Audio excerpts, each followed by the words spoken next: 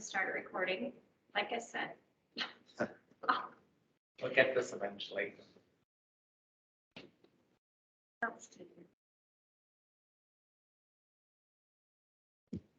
You see it?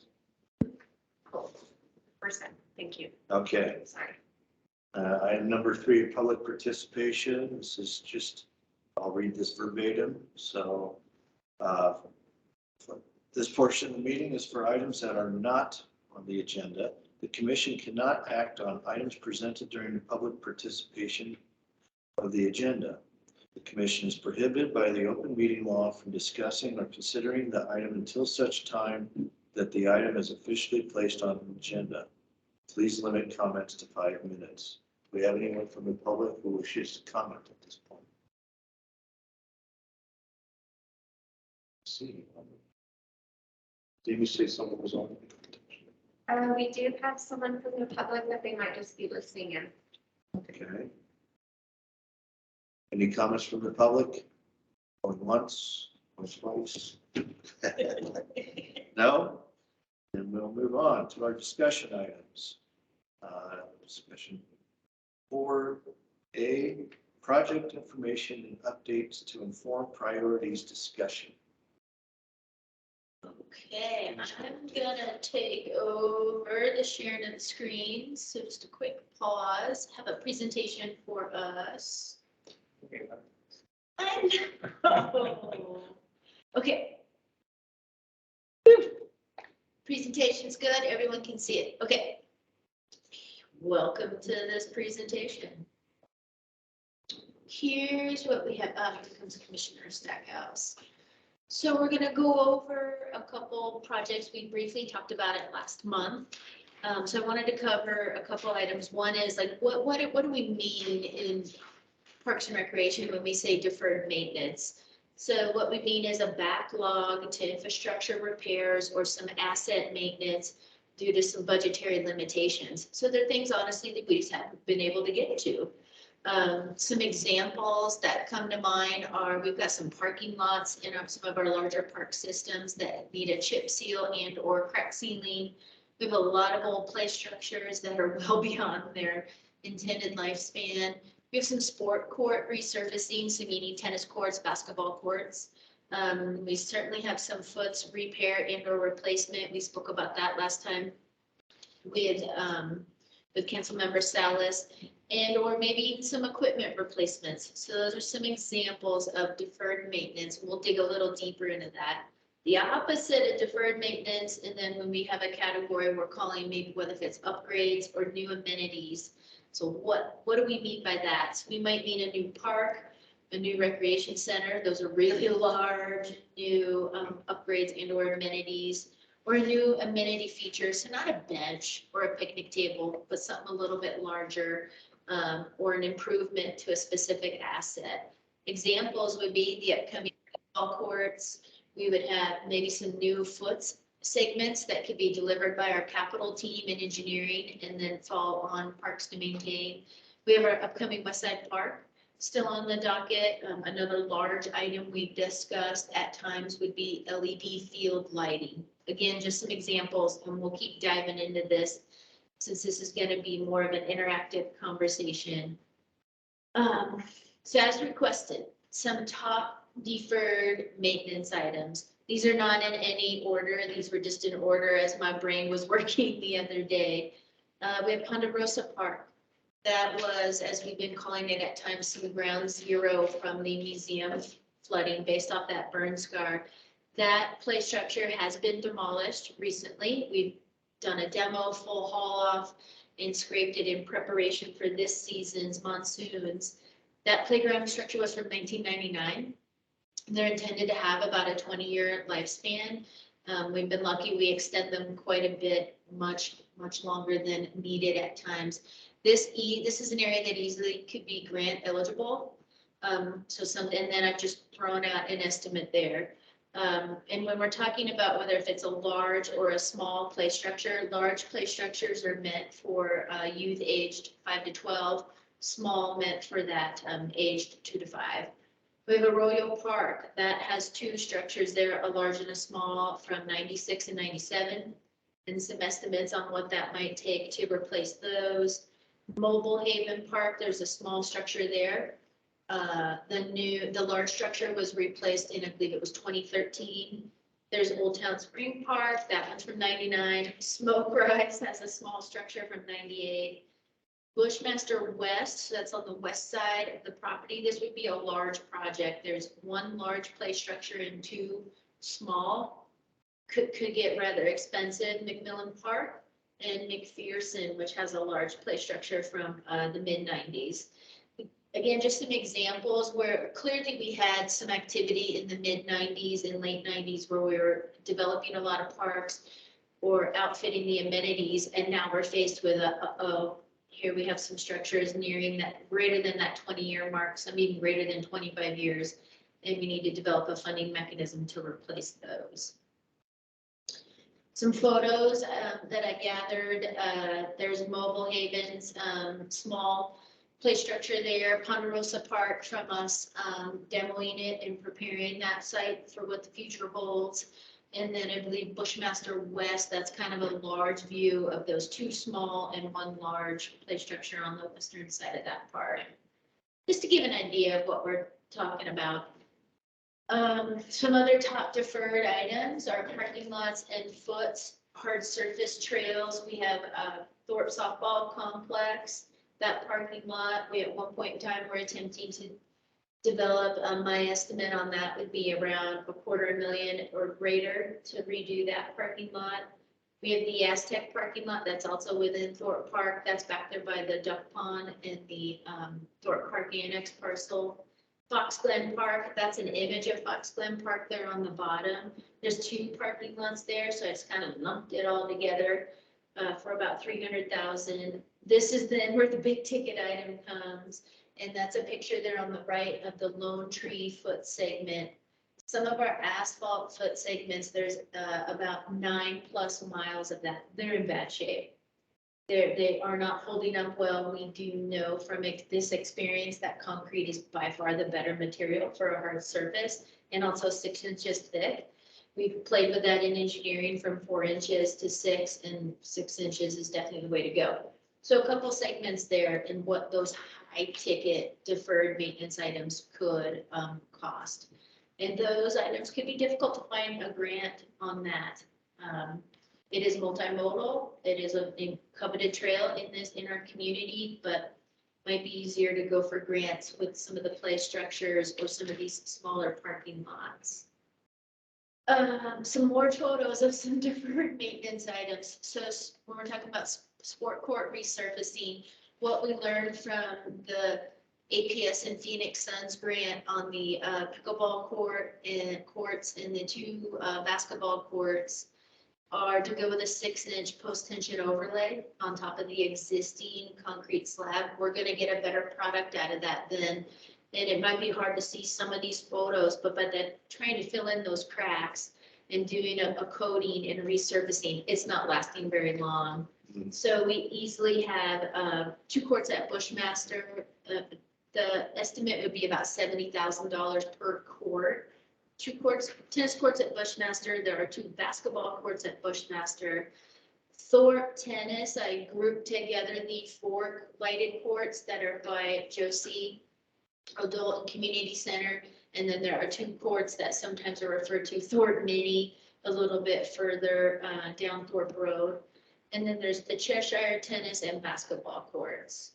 To give an idea of some of not all of them are as in bad shape as that photo on the right, that is of the Bushmaster basketball courts, but they're pretty rough and definitely in need of proper resurfacing on that. Yeah, because the Cheshire ones were done just a couple of years ago. They were, I believe that was maybe 2017. Yeah, time flies when there's a pandemic. Yeah. Stuck in the middle. Switching gears a little bit, and we can go back and forth through these slides as we start kind of an interactive conversation. Here are some items that might be considered upgrades or new amenities for us. Funded, we have dedicated $700,000 to pickleball courts at Bushmaster Park. And here's just a rough concept of what that could look like. Will 700,000 get how many courts are displayed here? I doubt it, but it'll get us a start, right? So just throwing some ideas out there. Again, funded and dedicated for 1.5 million to the West Side Park. And again, just for everyone's familiarity, that is the neighborhood park off Highland Mesa, in the Boulder Point subdivision area. Those two items are funded. Those are coming at us live and in color on July 1st to get started. So not necessarily a discussion item for today, but to give an idea of what we do have coming new. And then here's some ideas when we're talking about the two items of a deferred maintenance versus new or upgrades. There's some ideas thrown out there. Do we relocate these Thorpe basketball courts that are there tucked behind, sort of as the hill rolls up toward Lowell behind the Thorpe tennis? Do we relocate those and create a 6-pack of tennis courts there? Maybe, could be an idea. We talked before about a Cheshire Park multi-purpose field.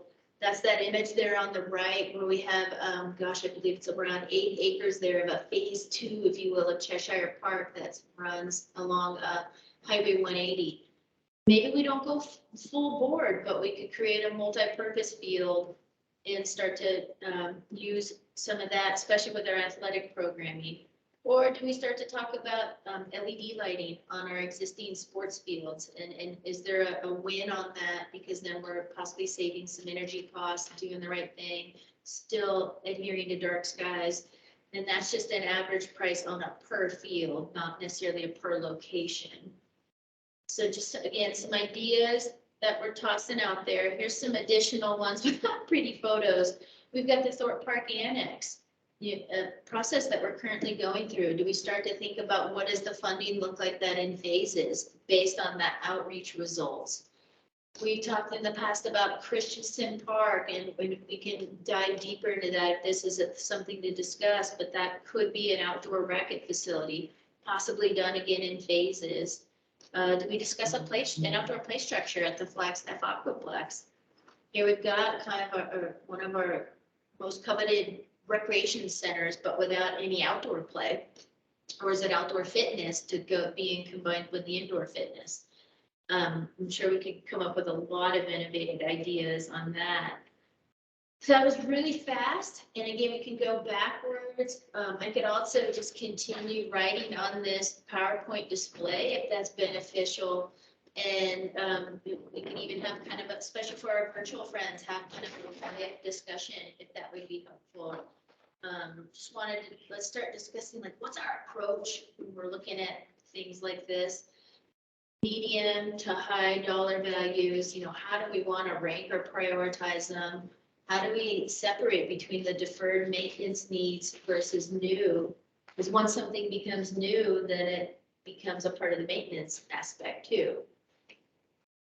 So that's that from that piece. I'll escape from presentation mode because I'd love to take live kind of thoughts or ideas if the commission is okay with that. And can go backwards. I know I can talk fast. I have a question. Yes. So how many grants is the Parks Department able to write? Right, like how many could we take on? Yeah. That's a really important question with all of this. I think that we will have a little bit of a pause, and Rebecca can give her take on this as well, where we'll be starting our reorganization, and once the fiscal year begins, there'll be a little bit of pause as we work with our coworkers in recruiting and otherwise. I think that we'll be more successful at it when we are staffed in a certain way, because then that can be more of a certain roles priority to write those. Right now, what's the time space to write grants? Not very much. Yeah. Like, are we talking writing one grant, or capability of writing, or? I think we could probably try to fit in one right now. We were awarded the one for Buffalo Park, and now that one's at the point of it's time to start getting that project going. We have the pickleball funded, and to get that project going, and then we have West Side Park funded, and that project needs to start. We need to start working toward that goal. that's where I say it's probably hard to fit that many in at this time. But there's, depending on what type of grant is it and from which agency or organization could also, it creates a shorter or a longer timeline on that. That makes sense. The capacity right now, I don't think is beyond one right now. Okay, I think that sounds reasonable. Are you proposing writing grants? Trying to get grants to cover some of the deferred maintenance? Is that what the goal is? Play structures we could. Okay. On it, and they need to be, the park location would need to be in specific areas. Ponderosa Park is a prime example of that. Right. Because it seems like some of the Futz trails and parking lot, and you even mentioned in past meetings about the deferred maintenance at the cemetery as well, and the need for upgrading the roads and entry, all that. Those, and those seem fairly important from a safety standpoint as well. So, you know, I kind of put those towards a higher priority, in my opinion. Playground is the same thing. If they currently are unsafe because of their age, you know, then that becomes a priority issue as well. Right. More than new projects, I think, at this point. Right. I have another question. I know that the foot trails, you know, those are large sums, but those can be split up, correct? I think we could do like a 50,000, Portion of yeah, it, certain portions at a time, so you have to be all at once. correct. With the Lone Tree Fuss, that doesn't look that steep over there. Is there a consideration to do them not in asphalt, but go back to the, To an aggregate. yeah, I think because it's deemed more of a commuter type trail with Coconino Community College and NAU there, that is why we typically would opt for a hard surface versus aggregate. that new surfacing that you're using, the Rock Springs chocolate, that line is compacted pretty well. Or It can be, it can be. It could be something to discuss with engineering. But I do, but you know, there are those segments, whether if it's the 180 trail, Route 66 or Lone Tree, certainly we're better off servicing all multimodal types, I think, if it's a hard surface. Well, it seems to me that, you know, we got kind of what upgrades what we are accomplishing. You know, we've talked about for years the West Side Park. We've had this past few years talk about the pickleballs. And so we seem to have gotten those done. I think we should certainly focus and spend what grant capabilities that we have to focus on these deferred maintenance. You know, the fact that we have McPherson's Park, which is, I think, is the oldest from 1995. I think that should maybe go in kind of in that type of order of what is our oldest play structures, let's replace those first, and then going from there. Since we don't know the capabilities of the Ponderosa Park with flooding, maybe we should hold off at least for now. That way we don't end up in an issue where they have to replace the gap. So what are your guys' thoughts on maybe that type of approach? So if I could pause you guys for a moment. First of all, Chair Conway, are you able to take over the facilitation of meetings? Yes. Hi. Hello, everybody.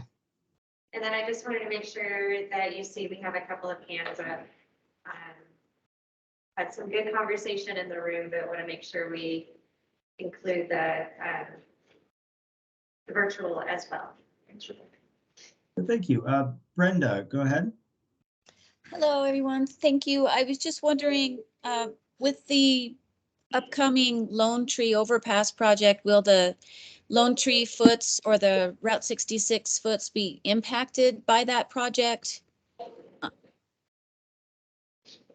Great question. I think the more southern portion of the Lone Tree segment, so that does extend up from Lake Mary Road along John Wesley Powell and then makes a hard turn up north. That section of Lone Tree, I don't believe is a part of the widening project. That is where the asphalt trail is probably in its worst shape. Once the trail crosses over Pine Knoll, and is on NAU's campus and then runs parallel to the Citizen Cemetery. It's aggregate at that point.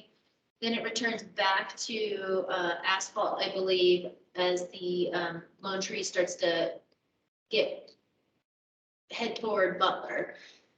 So I don't believe the widening project will impact that much of it. I think the Lone Tree segment that is impacted with that is the segment probably from about, gosh, the names of the roads aren't hitting my head right now, but definitely from Route 66 south to maybe just a little bit south of Franklin.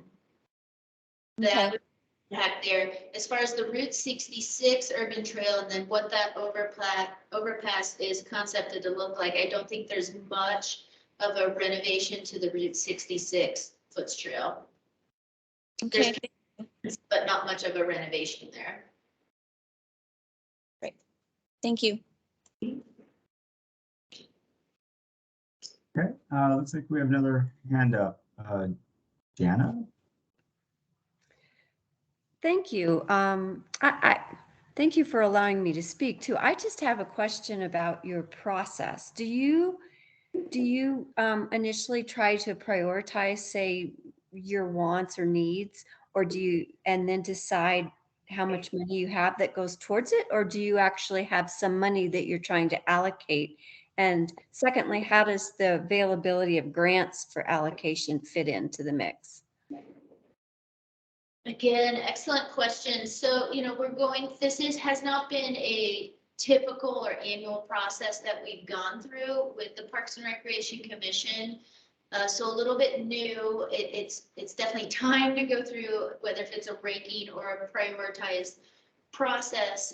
We do have some good news regarding some upcoming potential funding, and that would be reoccurring funding, which is why we wanted to get this in front of the commission and start to discuss it. What have we done in the past with the funding that we've had has really focused primarily on deferred maintenance projects. If I could add to that, Jana, I think you hit the nail on the head. That's exactly the process that we're starting right now. We're trying to get some real good background information and understanding of the needs, understanding of what it all is that we're in charge of maintaining and where we struggle to get funding towards certain projects so that you can start, so that the commission can start to really understand the bigger picture. So we've been talking a lot about the unfunded list. And that's these kind of pie in the sky, high dollar costs. And the commission started talking last month or even before that, I believe, about, well, you have other things and we have potentially BBB recreation funds that are now available. We're starting this process with the commission now to give you this background information. And then what I'm hoping in July, and that's one of the questions that Amy has on the screen here, in July, we want to go through a ranking and prioritization exercise with you.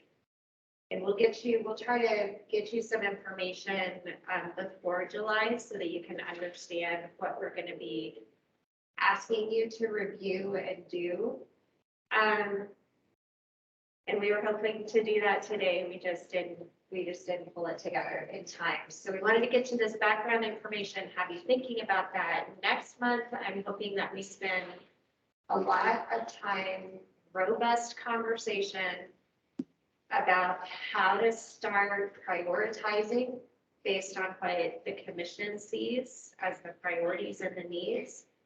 And then we start plugging that into the BBB Recreation 5-year plan, which again, hopefully in July, I'll have an updated version of so that we'll know a really good idea of what's available for next year. It's already set and we've got these projects funded that Amy discussed, but we can start building out the rest of the 5-year scope of that plan.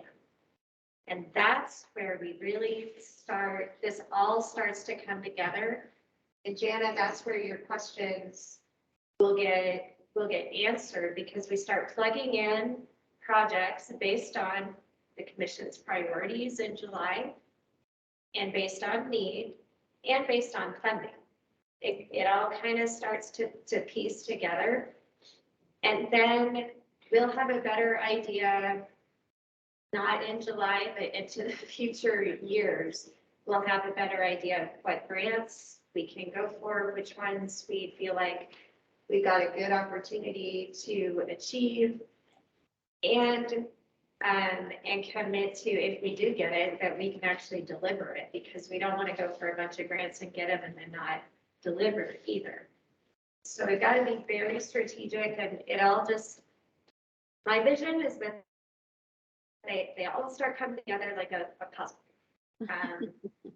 And hopefully that helps you all understand that the information that we're presenting today, what we're planning on doing through the summer. We might even need like a work session, an in-person 4-hour session. I don't want to scare anybody, but where we can really just dive in and start looking at maybe maps so that we're making sure we're being equitable across the city and making sure we're touching all neighborhoods, especially as we talk about play, structure, equipment, replacement, things like that.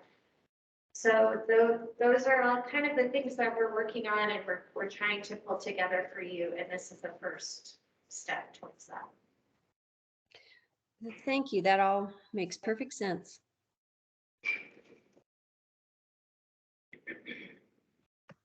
I can't, I'm used to raising my hand on. The camera's right there. Oh, okay. The chair recognizes Commissioner Stackhouse. Good, thanks so much, Mr. Conway. So something that I hear about every single day at my job is what's going on with the economy. Being that this is kind of a planning thing, what are you guys thinking about for when this possibly starts to retract and funding isn't as heavy as it is right now? If so, when are you guys planning on that starting to retract? Do you want to take that one? Sure. Yeah. So so that would be a citywide question. And the city does have a recession plan.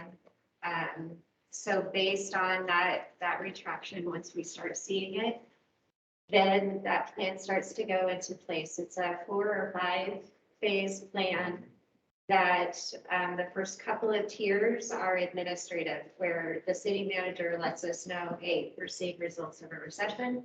We need to stop. We need to start pulling back and not spending money. So projects that are not already in process get put on hold. Some of our budget gets put on hold, travel, training, the kind of discretionary projects and funding just puts on hold. It's not necessarily deleted from the budget, but it's put on hold. We're not spending it. And then we just go deeper and deeper. And it's all based on what we're seeing in our revenues in terms of reductions in our revenues coming in. So both sales tax and BBB revenues. So to me, that I think that should be one of the stronger considerations, in our prioritization efforts is let's make sure that, I think it sounds like you guys want to do more for maintenance, but to me, the fact that some of the money is going to start disappearing in the upcoming maybe 2-3 years, that will be, I don't know, that'd be my only 2 cents. And that will also work its way into the 5-year plan for BBB recreation.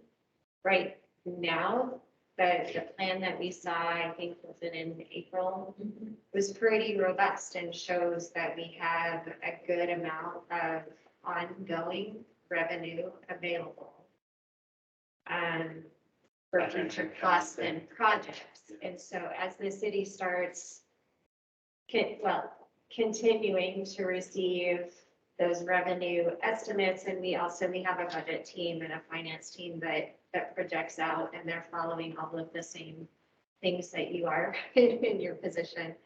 Then they start factoring all that into the future years of that 5-year plan.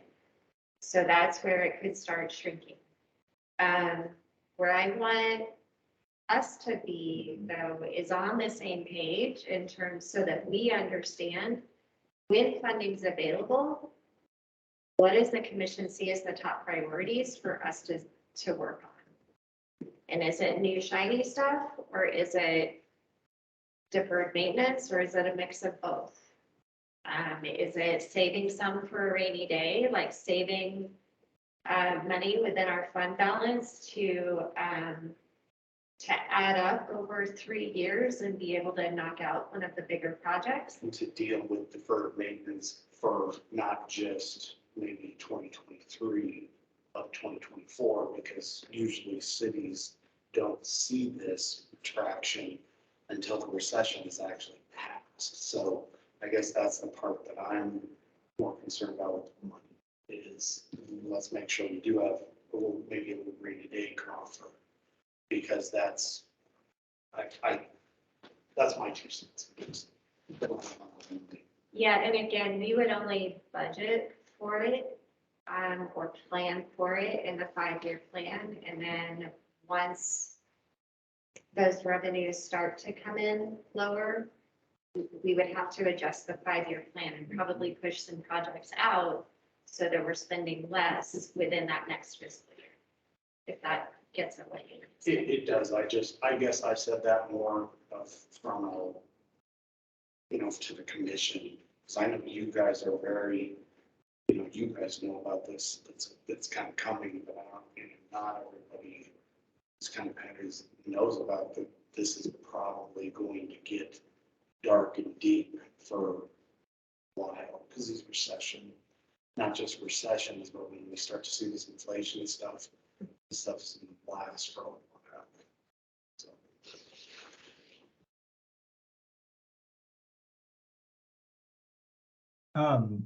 Hi, everybody. So this is Ricky again. It seems like a good lull in that real quick, guys. In terms of question number 2 you have on the slideshow, my feedback for that would be community impact, future cost savings or revenue generation would be number 2.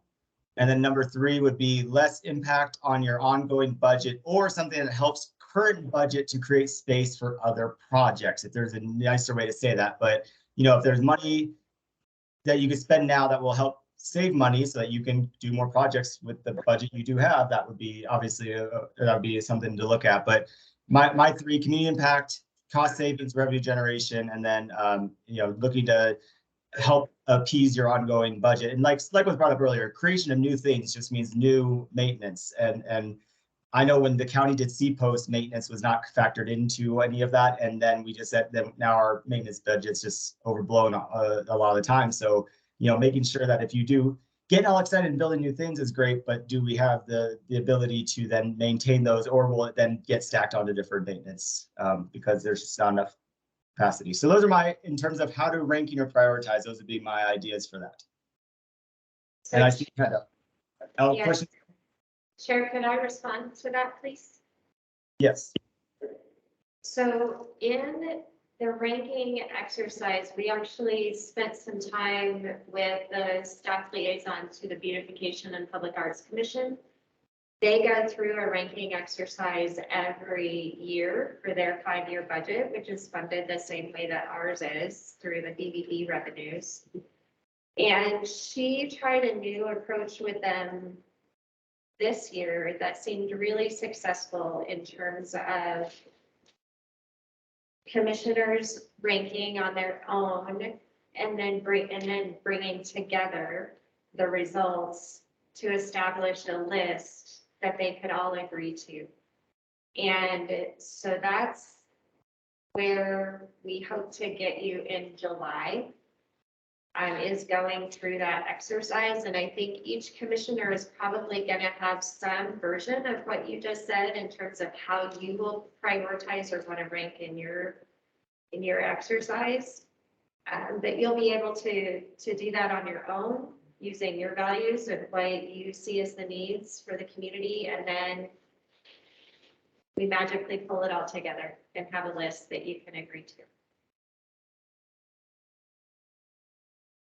I like that plan. A question regarding the playgrounds. When you do those, do you put them out for bid, or do you have a contract generally with one playground, like landscape structure or something like that, or play bowls? How do you? We could do either. There is a cooperative contract with Landscape Structures is one of the vendors. There might be some others probably on that, or on Mojave as well. Or we could do a competitive bid. But in doing a competitive bid, you need to have that exact scope of work, and this is exactly what we want this play structure to look like. Instead of saying, hey, here's some, firms on a cooperative agreement, here's our budget, what can we get for that? That's Kind of thing. my follow-up question was going to be is, are you replacing in like size and kind in every situation, or are you reevaluating what the current needs of that park might be based on demographics and such? So I think actually all the above. The most recent one we did was Cheshire Park in, was that 2018, 2019?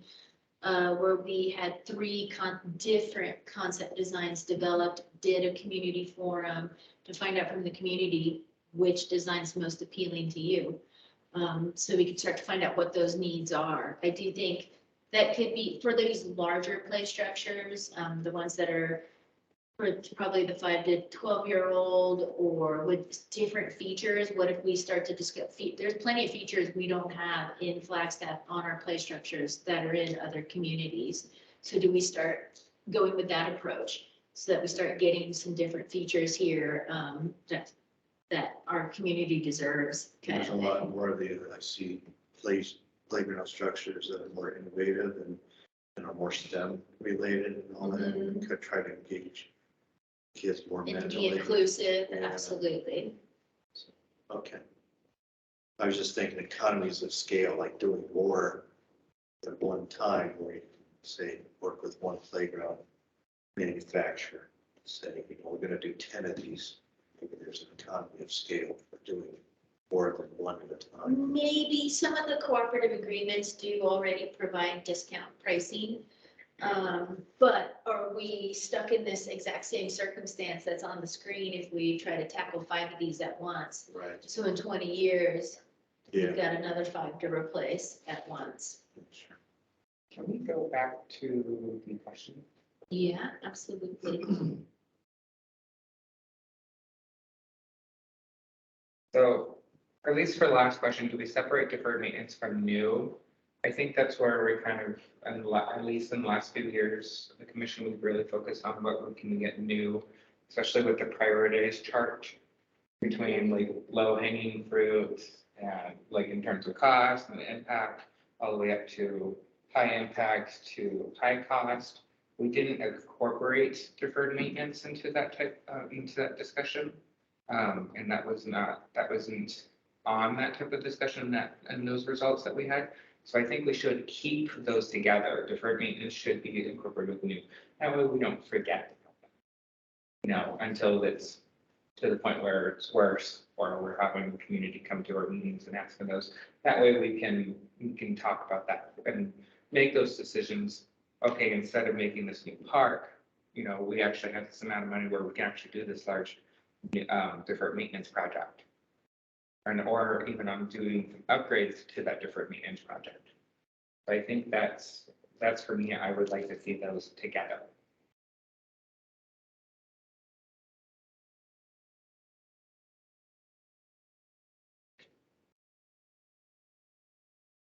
The right word, we think, so that they remain together and are cooperative with each other.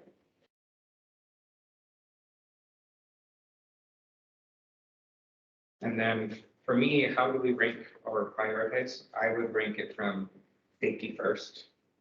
You know, that's how I got into the idea of replacing the older structure first. Is older structures are more likely, I would think, is to break. So if we focus on those older ones first and focus on that safety aspect, I think that's important. What's the greatest liability at this point from the public safety standpoint? Right, you know, so what's, well, for example, the small play structure at Fort Park. So for the 2 to 5 year olds, we had a platform that we could no longer replace. So we found funds in this fiscal year and are replacing that next week, actually.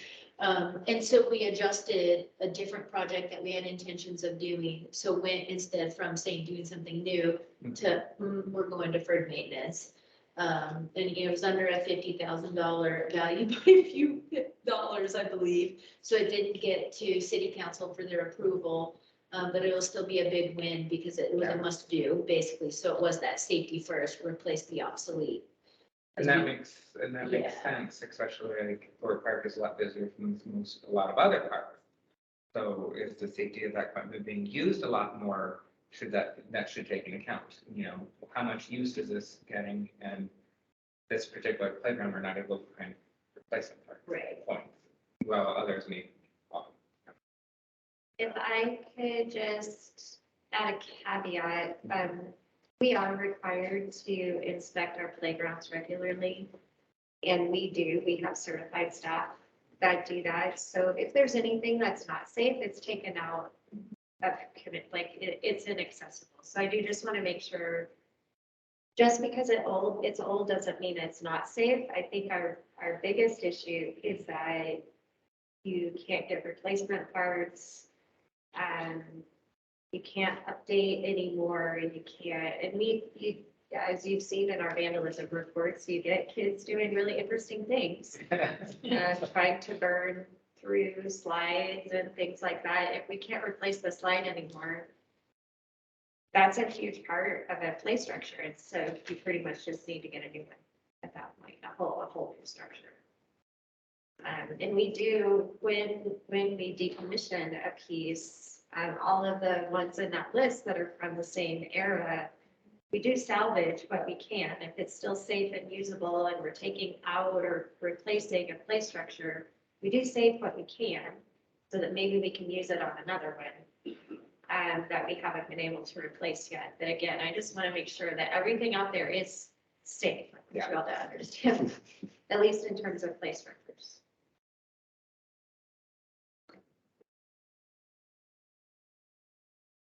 So at least, do we want to prioritize the play structures first then, or do we want to prioritize? You guys don't have to prioritize today. Okay. Today's just information and get you guys thinking and understanding our needs and really making sure that your questions are answered on these basics. And I see we have a hand up. Yeah, so let's come on for. Yes, Brenda, go ahead. Thank you. Just a question, what Ryan was getting at in terms of how much are these play structures used? Do we have a sense of this list of any of these parks or play structures that are just, you know, barely used, really used, sort of used? I mean, is that a way to rank or prioritize things based on that? Or does every park and structure have value just because it exists and we need to keep it, sort of thing? How do you guys think about those sorts of things when you make these decisions? So there would be different levels, if you will, of a park. So we would have a regional park, a community park. So this is based off size, which you could take then size and say, is that based off of population of use at one time or throughout the day? And then there are the neighborhood parks, where the intention there is for that adjacent neighborhood to walk or ride and utilize that park. So I could create a list You know, if we're going to ask for commissioners to create their own list and start to rank that I think is a suggestion out there on the table. Then I think you need to have a list of all the parks and which classification is it? Is it a regional park, community park, or a neighborhood park? And with a neighborhood park, where is it on a map for us? Is it in an underserved community? Is it not, kind of thing? So those could be considerations for each commissioner to sit there and determine when you're creating that list. Would that be helpful? Yes, I think it would, because there's a lot of these that probably not going to come as a surprise that I've never heard of this park. I didn't even know there was a park there. And I'm pleased to know that there are this many parks in Flagstaff, and that they're little hidden gems or whatnot. But so, yeah, I think that would be helpful if we are going to go through that process that is being suggested of doing our own ranking. I think that would certainly be helpful. If we're not going to do that, I imagine your time could be spent better. So I might,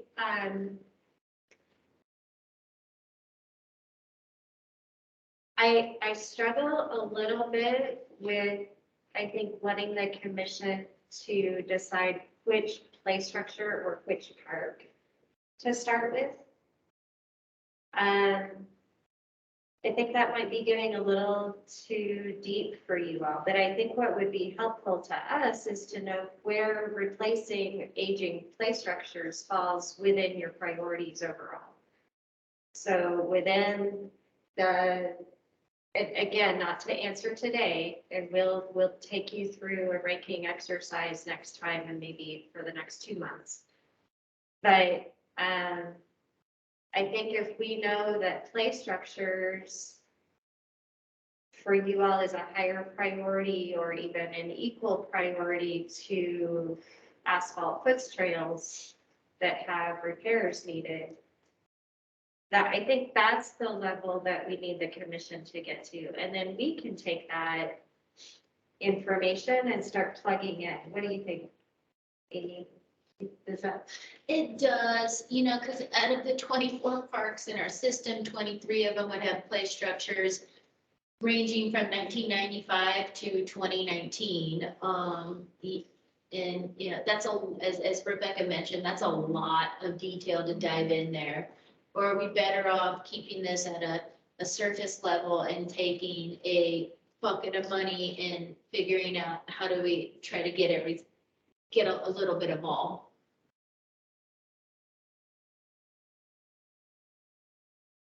Thank you. That makes sense. I like that.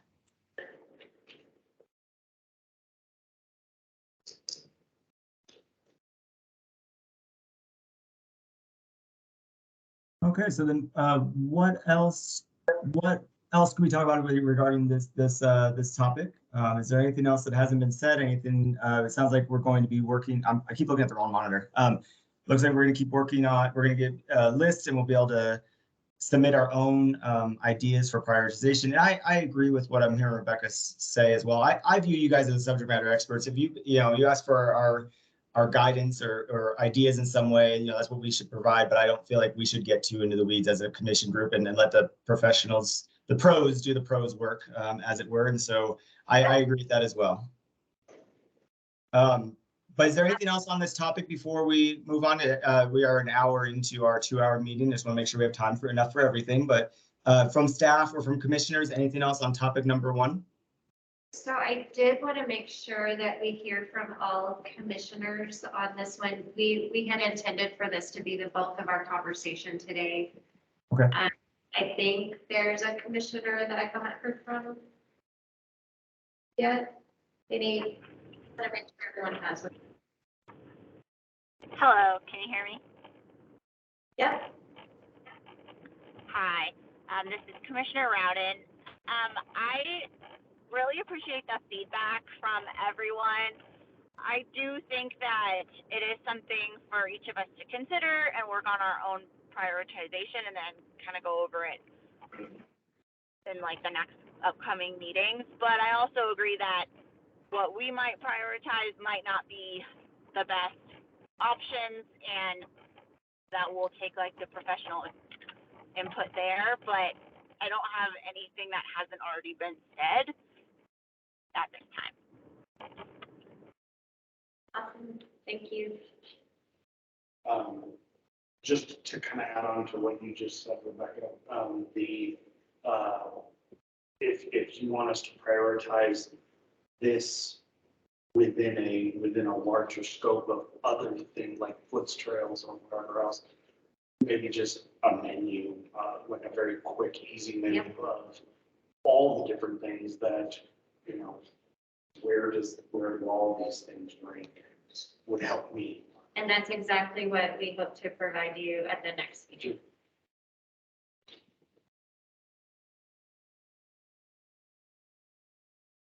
Go ahead, Commissioner. My only concern about a bucket list is the funds that we're putting into these bucket lists being spent equitably. Cheshire, Cheshire Park was just done, but that was done prior to maybe some of the parks that needed it, that were in more lower income areas. My concern is how are we going about this, like making sure that the money that we're putting in these buckets are being spent equitably in all these different types of regions that have different needs. I think that's where, again, this is my vision, and I hope this is how it works out. You guys tell us your priorities. We start plugging in the projects that we're seeing. So if play structures are at the top of the list, then Amy and her team kind of know like which ones we need to tackle first for whatever reasons, and she can bring that to us and explain it to us. And you guys kind of sign off on, yep, these are the projects that we want in the second year of our 5-year plan. And here's what we want in the third year. So you'll have an understanding of that as we start working together to plug in these projects. And there are going to be times, I'll just be honest, that we might have funding for a play structure at Bushmaster, but then something happens at Mobile Haven and we've got a spot. Yeah. And we have to be in good communication about that. I like that process. Thank you.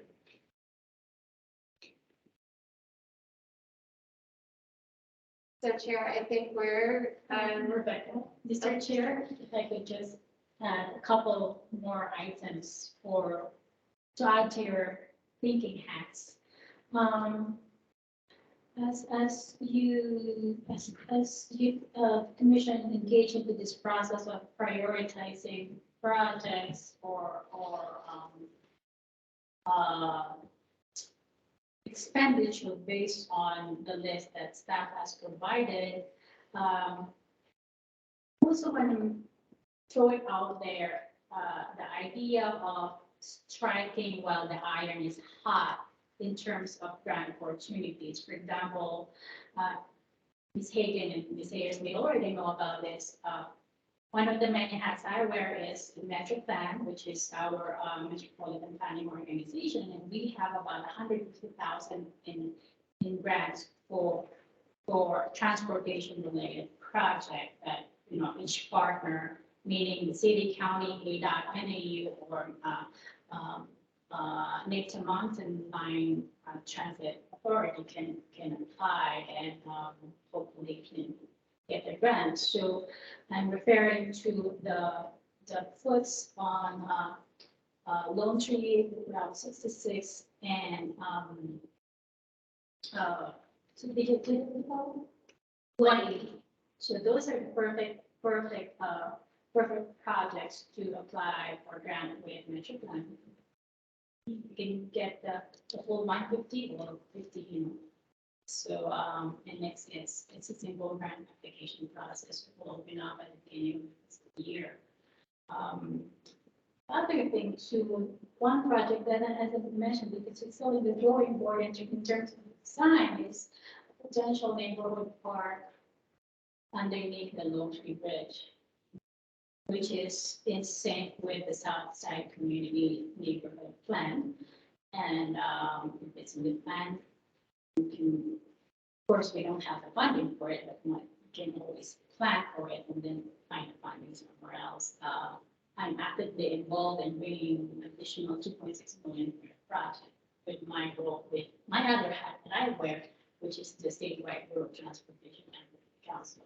So just guess this seizing those opportunities when grant funding is available, and then we can put those projects up. And there's some more funding, grant funding, sort of state and federal dollars, respect to multimodal transportation and carbon neutrality. So trails are hot these days. Thank you. Thanks for that information, Bill. We'll check that out and we might follow up with you directly.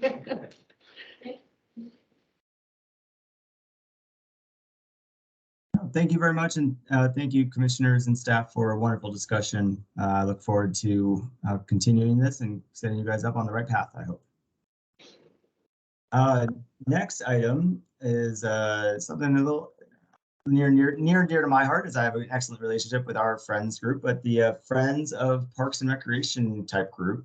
Commissioner Stackhouse, looks like your name's on here. I'm going to try to do this justice, as I am not extremely well versed in this, but Commissioner Salas told me that she was actually the one that started the Friends group for the other commission that I'm on, the Friends of Coconino County Parks. So does everybody know what a Friends group does? Like what their role is? Have you guys ever dealt with one before? Okay. So I was introduced to this through actually my work. There's Friends groups that are started on the sides of all kinds of different municipal projects and libraries and all kinds of stuff like that. And what it is it's a fundraising arm of that particular, whatever flavor of the month you're talking about. So the one that I'm on for the Coconino County Parks, they raise funds. They actually raise funds through the through Coconino County Fair. Their job is they work with the commission, but they'll also work independently where they'll come up with other ways to raise funds, and they're a 501c3, so they keep money in a savings account that they then can disperse throughout the year for different projects. As an example, the Friends of Coconino County Parks I believe they helped with the construction of a restroom out there, at Fort Toddy, to be able to kind of deal with some of the restroom needs for snow play. Snow play was another thing that was Friends of Coconino County Parks. That was a Dave Nash, as far as I understand, that was a Dave Nash project. He got that going. That's another chunk of fundraising for them. So really what they help with the commission in doing, they raise little bits of money here and there throughout the year for different events and different uses. Another way that the Coconino County Friends operates is they become the 501c3 that the alcohol sales can be. So whenever they do this is how I understand it. Like I said, I'm not extremely well versed in this, but whenever you do a Event. Exactly an event, you have to name, you don't have to, but it saves you a certain percentage on some kind of alcohol thing that when they name that Friends group as the charity, they're able to keep more. They have the liquor license. So, Right. So they have the Friends of Coconino County Parks actually has first they have the liquor license and they have the contract to exclusive contract to sell alcoholic beverages at the county. So, and like I said, I'm going to need help getting this going, as you can see. But part of the reason that I really wanted to join this commission, and I actually expressed this to Rebecca when I started, I think these organizations are amazing. They can, I mean, I've seen some for libraries that are out in Winslow that they've taken the money and they've never used it and they've invested it. They're actually going to be able to use that Friends money to build a completely new library. So it doesn't need to be this, an ebb and flow one like the Coconino County Friends, but it can become this really cool organization that holds money and that can distribute money throughout time for the commission, for Parks and Rec. They're just really neat. So I was kind of volunteering, and I don't know how smart this is of me to do this, but I was going to at least try to spearhead this and try to get it off the ground. Ms. Salas told me that she would, you know, kind of at least consult on. No, I put together all the paperwork from the articles of incorporation to, of course, in conjunction with the founding director of it. Putting together bylaws, creating a business plan, submitting the IRS 501c3 application. Of course, we at that time had to have like a fiscal sponsor, had a volunteer lawyer. And so that was Yeah. going to be us, Yeah. my business. My wife and I would like to be the Yeah. people that can get this off the ground, get it going, Yeah. recruit some membership to it, bring some attention to it, introduce it to a lot of the different things that go on throughout the city, and try to make this an organization. We're still kind of working on the Friends at Coconino County. That's a fun one. It's a little less than this, which does really well for me because I am all but formal, so it really plays to my strengths. So it's something that I'd like to get started. I know that I also am kind of, I have Mr. Conway that's on this commission. He works with me on the other, in the other capacity as well. So I think this is a great time to get it going. I would love to spearhead it. That's really, I think I've talked enough about this. You guys heard me tonight. So, I don't know if you guys have questions. Like I said, Ms. Alice knows a lot more. Ricky knows a little bit about how some of the interaction works with the Friends at the county level. So. Yeah, just a quick one. It's like a quick kind of impromptu history, right? And I know so much about the organization. When it started like, you know, there was a need to, especially, this was before the recession, so that the Friends of Coconino County Parks was incorporated like in 2007. Sounds real. Just before the recession, and then at that time the county needed a nonprofit partner to, first of all, to organize the volunteers, engage and volunteers, and then second is to generate another funding stream specific for projects and programs specific to parks and open space. So at that time, when I left the county in 2014, the volunteer days was over 250. There's so many projects that Friends had engaged in. And one of the fundraisers that has kind of fizzled out was the Flagstaff Wine Festival. A one-day event brought in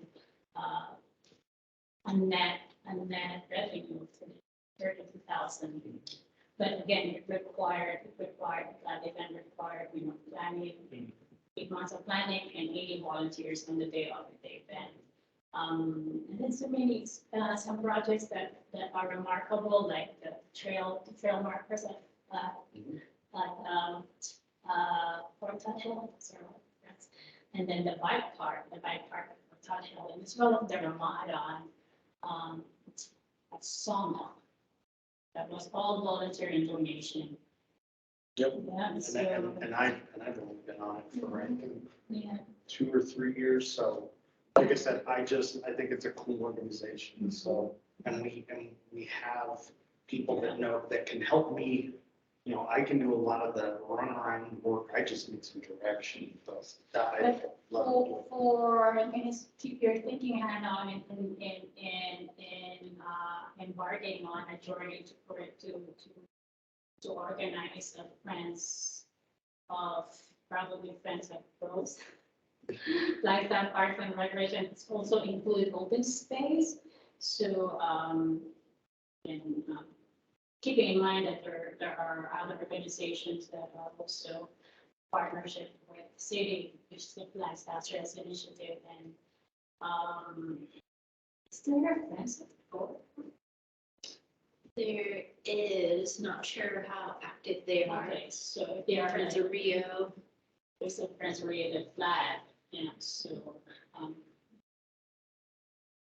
Those, I mean, those are organizations that we could Yeah. approach and collab. yeah. Yeah, and an easy fundraiser is always to have like, have a liquor license at a special event. The big nonprofit can have up to, 10 liquor licenses here, A lot, 10 events. a lot of it. And they use, I mean, one of their bigger ones that we, I mean, it is the only real big revenue source of the Friends of Coconino County. They use that liquor license to develop a pretty decent amount of revenue from donation of liquor sales at the county fair. I want to say we bring in every year something like 20,000 That sounds about right. in donation dollars.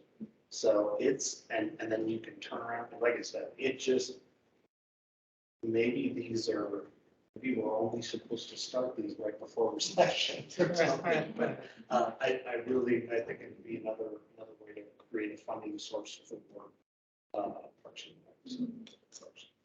I mean, there are also other like fundraising, opportunities.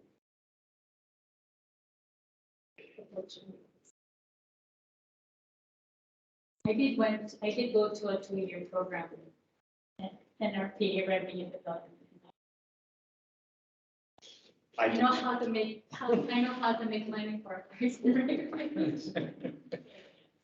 Need to hire her as a consultant. Yeah, there you go. Anyway, So, like I said, I just wanted to get it off.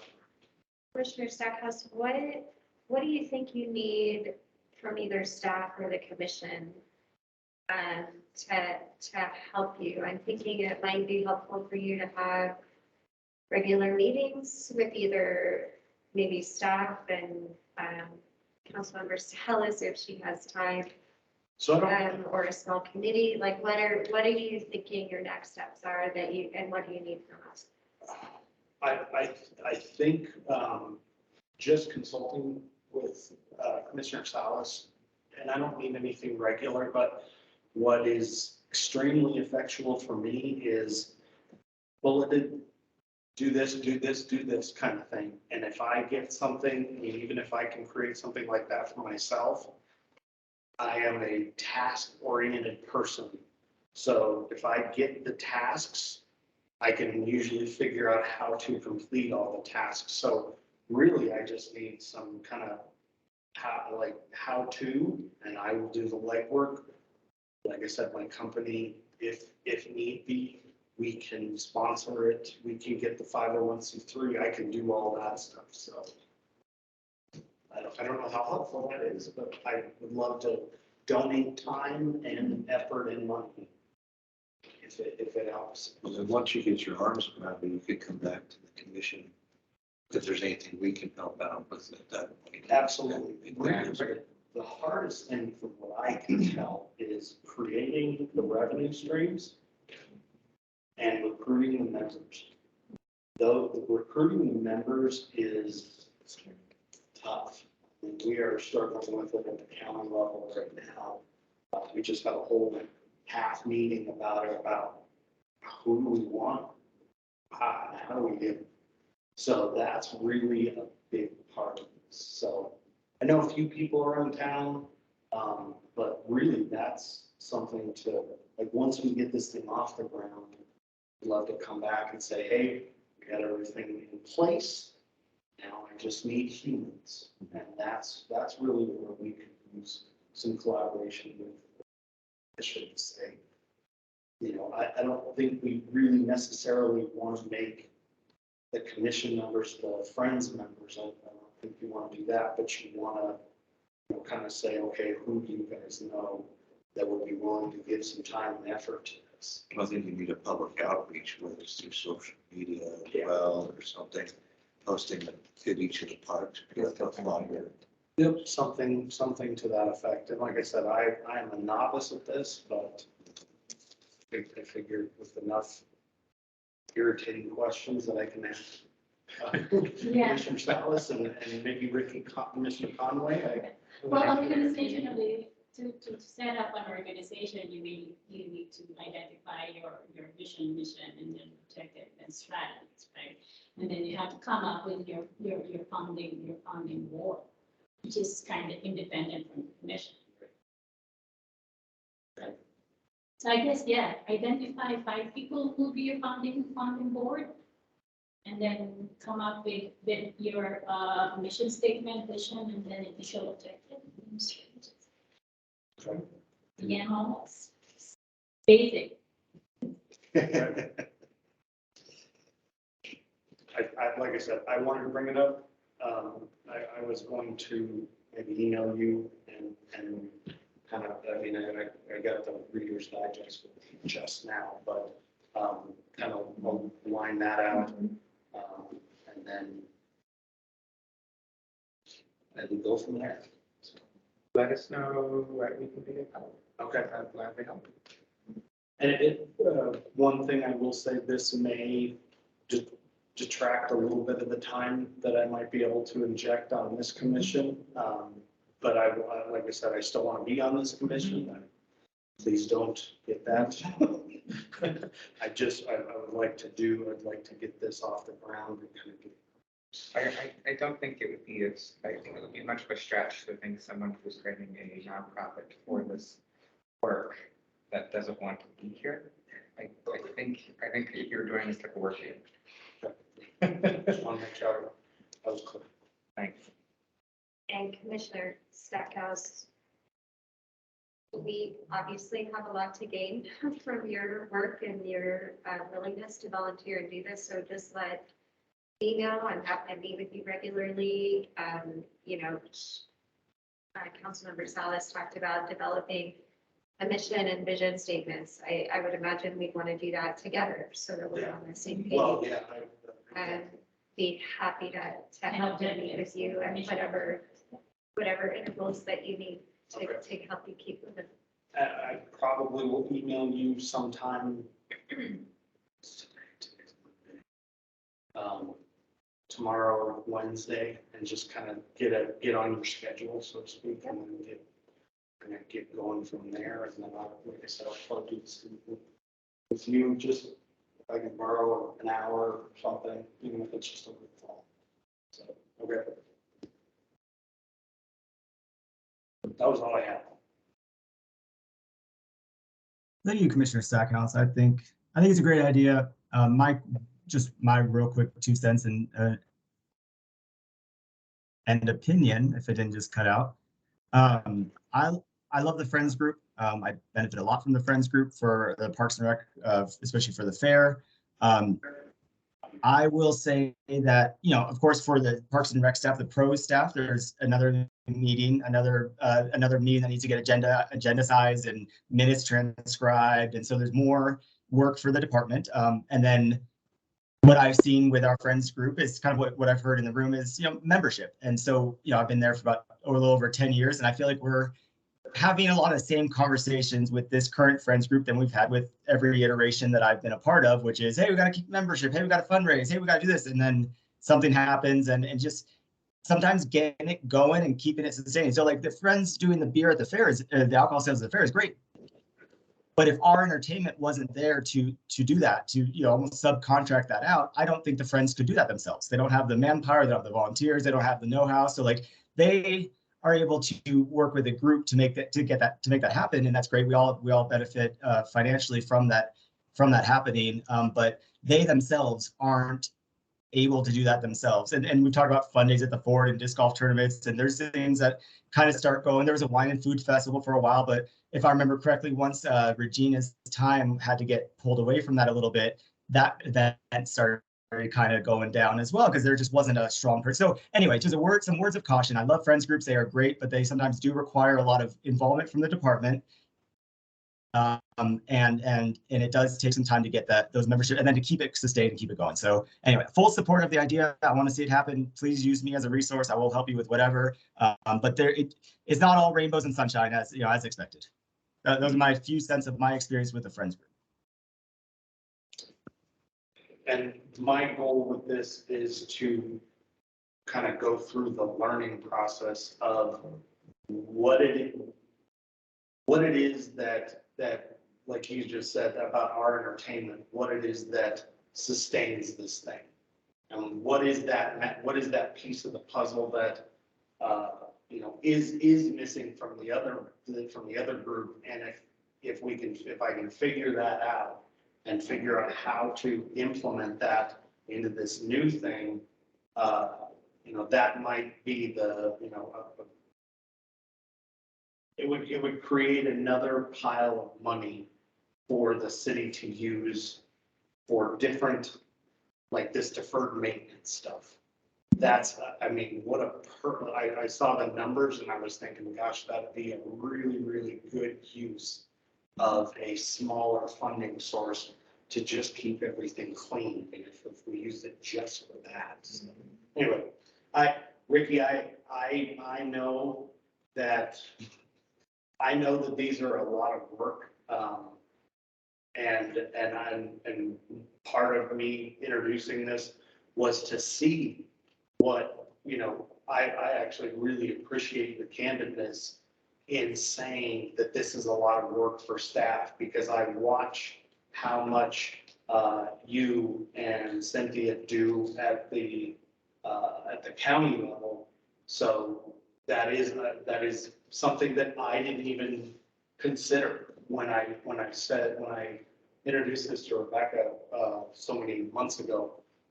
So that's actually something that I would love to figure out, how much you guys are, how much is being taken on by the staff to keep this thing going. I didn't even think about that, so something else to think about. So,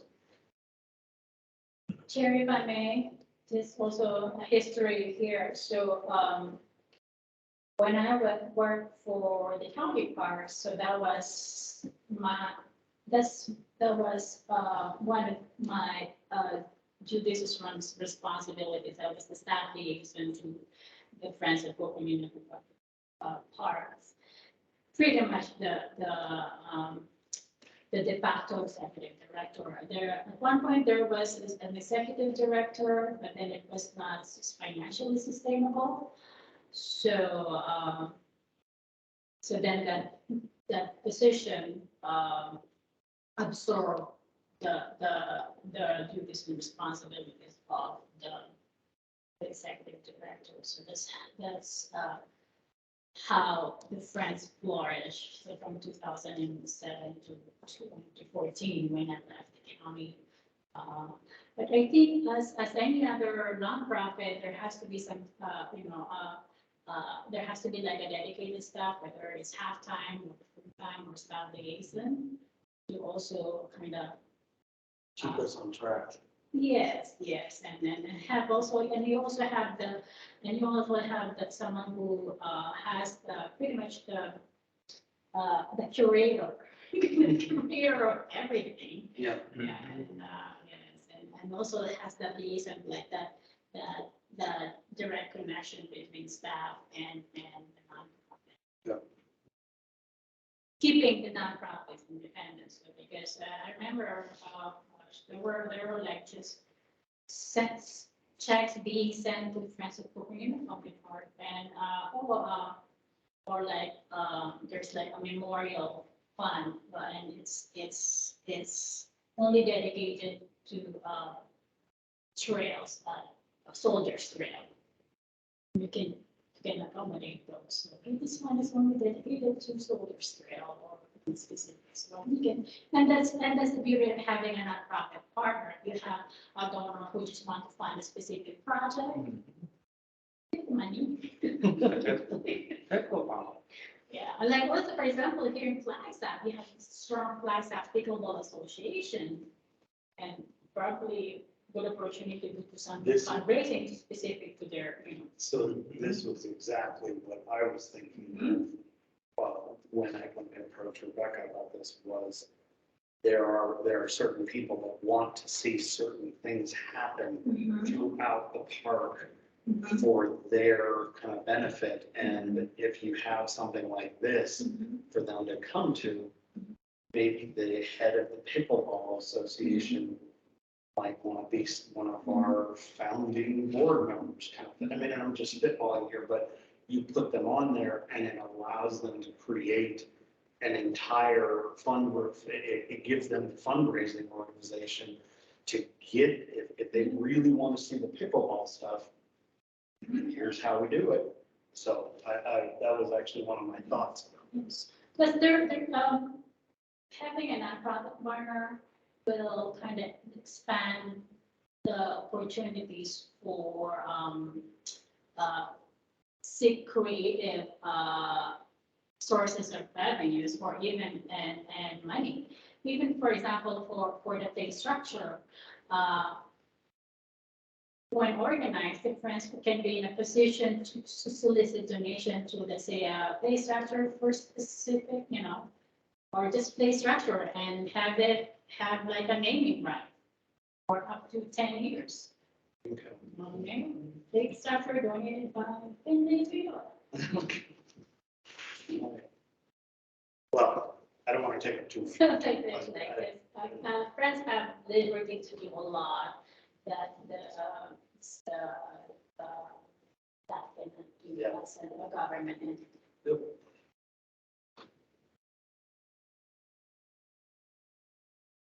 I think we've talked this subject to death, Ricky. I think you can move around.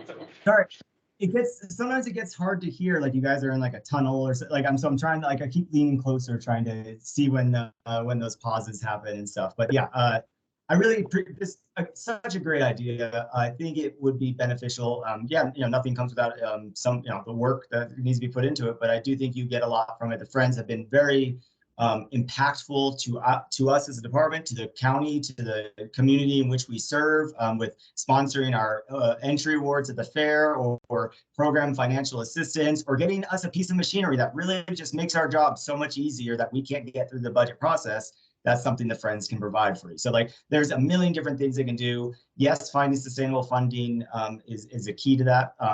And so I really think we could do something, and I volunteer myself to be whatever you need, Josh. I can help you. Appreciate it, Ricky. Thank you. Okay, anybody else want to talk about the potential Friends group? Anybody online? Raise your hand. Anybody in the room? Shout it out. All right. Seeing and hearing none, we're just going to keep on rolling. Thorpe Park Annex Public Outreach Update and Survey. There's a link on our agenda, which I clicked on and got to the fun little website. Rebecca or Amy, what do we got going on here? Yeah, so thanks everyone. I'm actually going to share. For great ideas. Got it. Awesome. That's why I put the link on the agenda so that you would check it out. So there's a survey up on the City of Flagstaff Community Forum page right now. Please.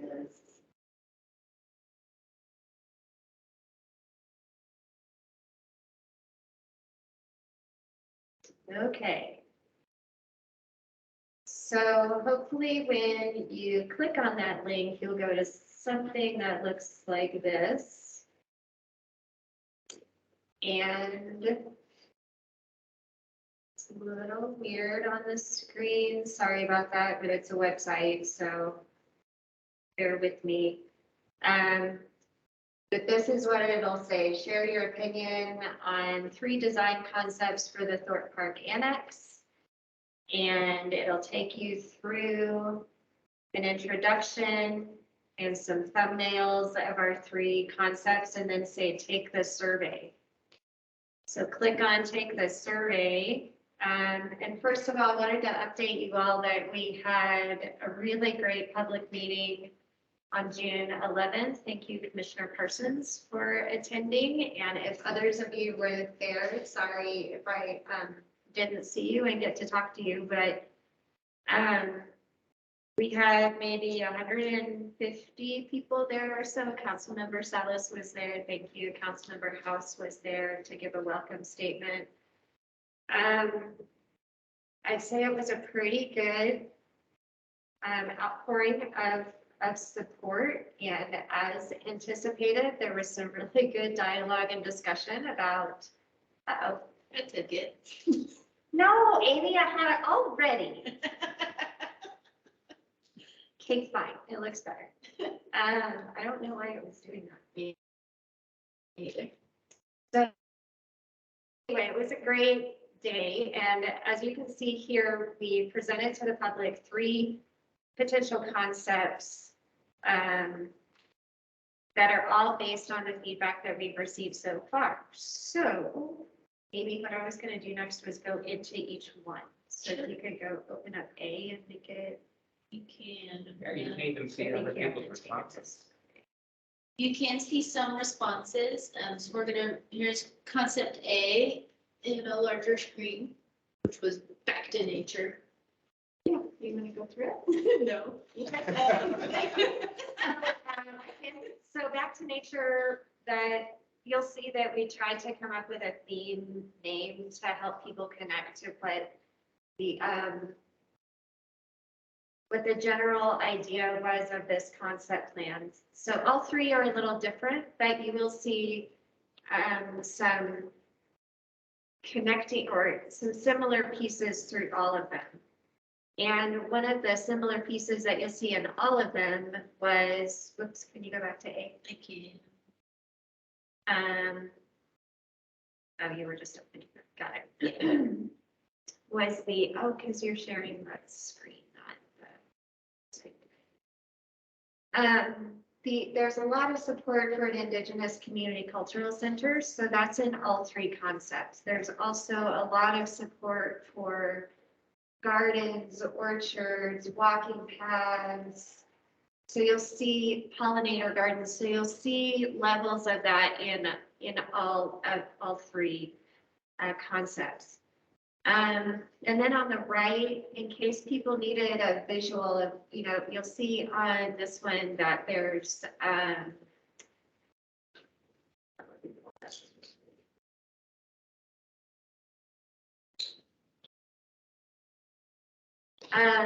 what was I gonna say?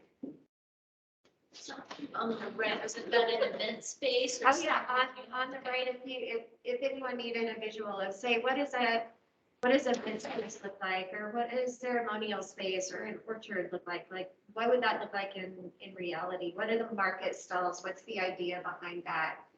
So we tried to give some visuals of that so people have a better understanding of what's being proposed. And then in the survey, we asked, what do you like about this concept? What do you not like about it? Basically, what can you not stand? And provide us with that feedback. And we asked those questions on each one. So you'll indicate your level of agreement. So this survey is up. It'll be up until about the middle of July. If you all haven't taken it yet, we really need you to. We need the commission's input. And I didn't want to necessarily go through it and make you come to consensus on your input. I'd like your individual information on the survey, but if you haven't taken it yet, it's essential. I just, this is probably one of the most important projects that we've got going that this commission can provide input on. And as we mentioned earlier in our priorities conversation, how this ends up is gonna be one of those other like unfunded projects that we're gonna need to figure out, but there's probably some phasing that we could do depending on which concept kind of rises to the top. So the idea here on concept A is back to nature. So you'll see a lot of natural areas, market stalls for creating some sort of indoor-outdoor market. Some of the stalls could be permanent, so permanent shaded structures, outdoor classroom, orchards, community gardens. So that's back to nature. Concept B is called family fitness and fun. So this is where it's much more active recreation. Excuse me. You'll see the dog park on the left area. It's actually outside of the 8 acres of the Thorpe Annex parcel. But there's a treed area that we were calling the buffer that's in between the very active space to the west with the ball fields and the softball fields. And so we asked the public and there was interest in using that space for something to expand the park. So the idea of the dog park, just want to make sure everyone understands that's relocating the existing dog park that is actually a drainage problem. That's along Fork Road. We would place it here and then be able to repurpose that area where the existing dog park is, so probably some additional parking, and in doing so, deal with the drainage problems. You'll see there's 6 pickleball courts here. There's a decent amount of parking. There's a large play structure. I like the idea of it being incorporated into the terrain. There's still a community garden. There's a skate spot on that bottom right corner, and still the indigenous cultural space and some indoor-outdoor event space. And then also in the middle, might be hard to see, there are there's proposed half courts for basketball. That would be inside the garage building that's there right now. The beauty of that, as Amy mentioned earlier, there's a thought about relocating those basketball courts and maybe adding tennis in that location. This would help solve that, that idea. And then concept C, we had a hard time coming up with a name for this one, so we ended up with something called it's a little bit of everything. So there's a little bit of pickleball, there's a skate park, there's a pump track, there's community garden, pollinator garden, walking paths. There's just a little bit for everybody. There's a play area, there's the amphitheater, but all still just a little bit different, different space. And the other thing that the big difference on this one is that there's about 7 units of employee housing located on the south corner. So we understand and we made clear to the public in our meeting that the existing ordinance for this property requires it to be used for recreation or museum space. But there's a lot of interest in the community for housing in this location. And so we wanted to acknowledge that. The reason it says employee housing is because within the current zoning, which is public facility, which is what almost all of our city properties are, is public facility, you can have employee housing on public facility zoning. So this type of housing would not require a rezone, which would be beneficial. Who's an employee? Like, Obviously, the city employee is our thought, although the zoning language, I think, is a little up for interpretation. Maybe it could be government employees. We haven't gone into that level of research, but the initial thought is city employees. And it is a struggle, just, I'm sure all of you are struggling to either find employees or find employees that can find housing. The city struggles with that as well. We make job offers and they get accepted and then they can't find housing, and so they deny that, they rescind the offer. Did that. So, and I have no idea what kind of surveys you guys, have you guys heard anything back? We're the survey's open right now. We're not compiling all that. We'll do that at the end of, the end of July. Before we can really render an opinion, will we get to see what people have said? Is that? Well, I want you as individuals to take the survey, and then we'll definitely present the results before we take it to council. I'm hoping, honestly, we're planning on taking this to council in November. So working backwards from there, we'll do our best to get it in front of the commission, at least a draft version of what we go to council before November. There's currently 153 responses. There were that day of when this public meeting was held on June 11th, probably approximately maybe 75 paper responses, and those will be input into this format. But yes, currently 153 responses. Is there an open, I haven't gone in my phone, but is there a place where they can, is it just the multiple choice, or is there a free, like a write in a comment? Kind of thing? There's a write-in. Is there a There's write-in? comment sections, Yeah, for each Oh, concept. I get it, right.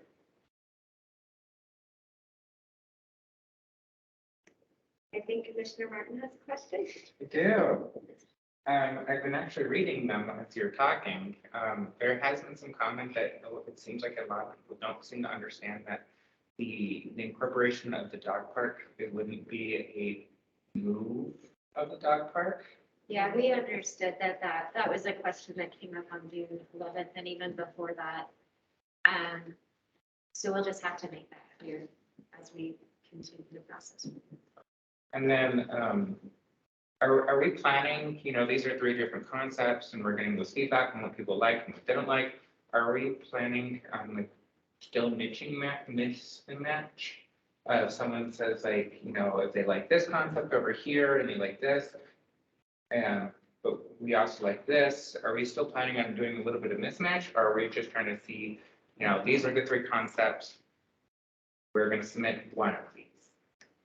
So no, the idea is that we'll take the survey responses and hopefully try to sift up to the top what most people can live with. And that's what we're hoping to present to council, is something that the community can agree on, that they can live with. Like, not everybody's going to get everything that they want. But hopefully, and this whole process the whole time has been about what can you live with? What can you envision? What can you live with? What can you see here? What's compatible with the surrounding area, with itself, within the concept. So there's probably some bits and pieces that are going to end up in one whole big concept. And then I had a concern with 2 of the designs. I love the idea of incorporating parts of things for events, but I feel like they are faced south with the amphitheater, and then the first design in number A, it seems like they're facing south.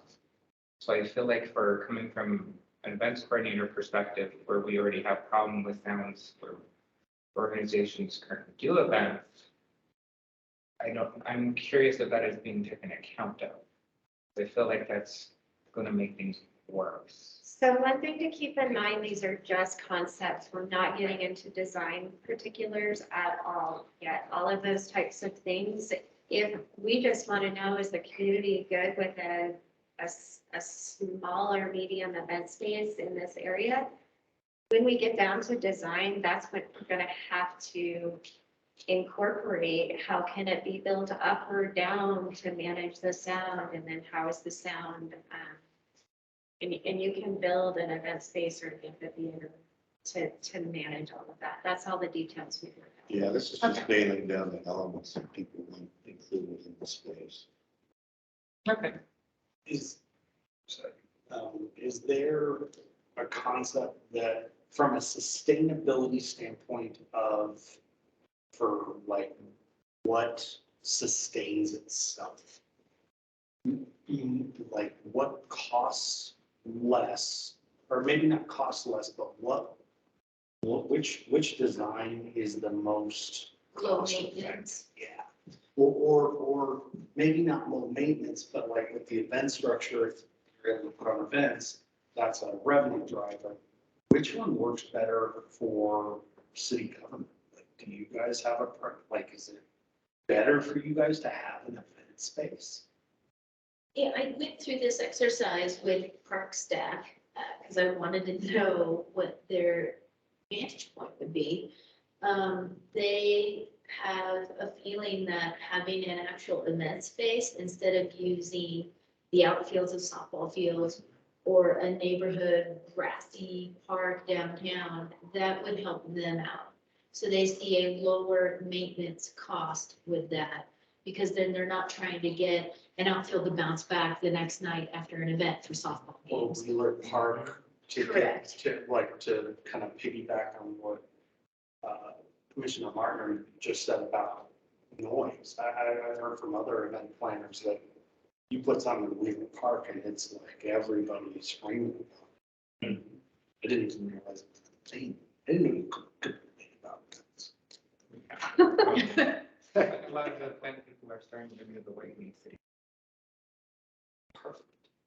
Yes, that could be deemed a lower maintenance aspect when we're not switching what the uses are day after day.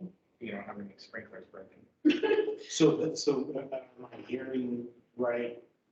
That would, like, putting an event thing there would take a lot of the pressures off of some of the other parks around town? And with that caveat, it could, right? If they use It it. depends on the actual design and how big it is and what it would be able to accommodate.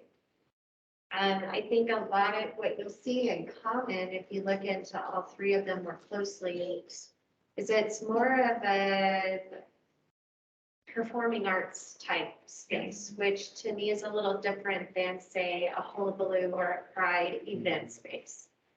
You know, performing arts space is a stage with seating, whereas an event has booths and different tents and, you know, a lot of, you know, vendors everywhere. Like, that's a little bit different. And I don't think that's what you'll see when you look at these concepts, is that true event space. We're trying to get to elements of it, but I don't think you can achieve it all just based on the size that's available on the property.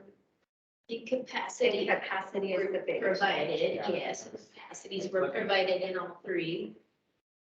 Approximate capacities. Do we, I take it I don't think there's a capability to have done that, but you guys haven't looked at what would be the possible user groups and of these type of events and actually communicate with them yet? Other than, well, event partners have been invited over and over and over in our weekly or our monthly event partner meetings to participate in this process. Including coming to the sessions and providing input that way. I will say the one thing that has been consistent and one reason that it came out in all three designs is the Indigenous community would really love a place for education series, for, again, performing arts, for, you know, they would also like, you'll see in some of the concepts, remember what it's called, but like a traditional ceremonial space. So that's where they could maybe set up a held on and have healing ceremonies.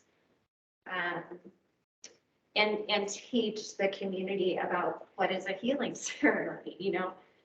So those have been consistent all along. And so that's why it might say event space, but I tend to think of it just a little different. At least for me, I tend to think of it as more performing arts. And that has been a consistent request. Even from, we talked with the school district. That's right. They would like to have an outdoor space with a stage that's maybe a little bit bigger than Heritage Square. They do try to use that. But it's pretty small. And so this would be like a true stage setup where their kids could do performances. There is a lot of schools right around the park.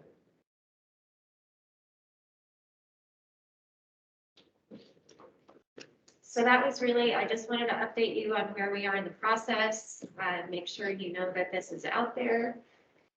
Beg every single one of you to take the survey I did. and then we'll keep you informed as the process moves forward.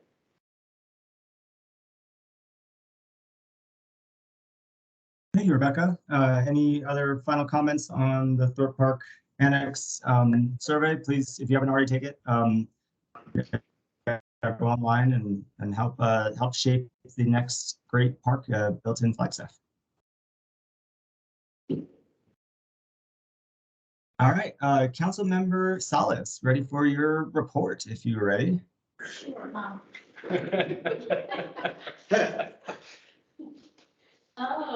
Let's see. Tomorrow, council's 3 o'clock session. Council is scheduled to read and adopt a resolution ordering and calling a special bond election for the November 8th general election. To submit 2 bond questions to the Flagstaff voters with respect to selling and issuing general obligations bond in the total amount of $77,285,000. So there are two questions that will be placed. So one will be investing in water, wastewater, stormwater, and wildfire suppression. Total of $57.285 million. To break it down,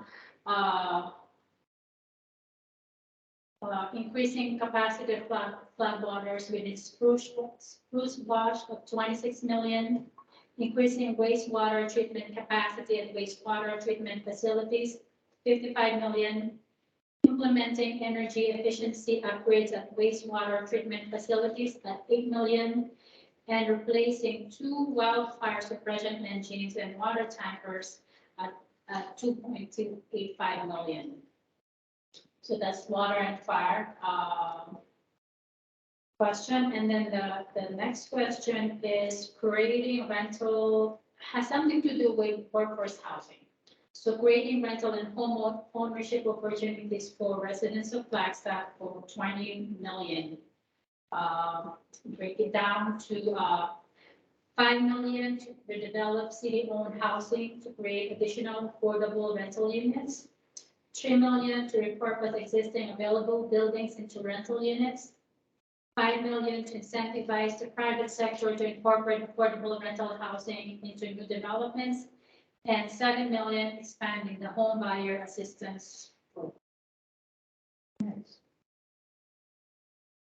So those 2 questions will be in the November 8, 2022. Now,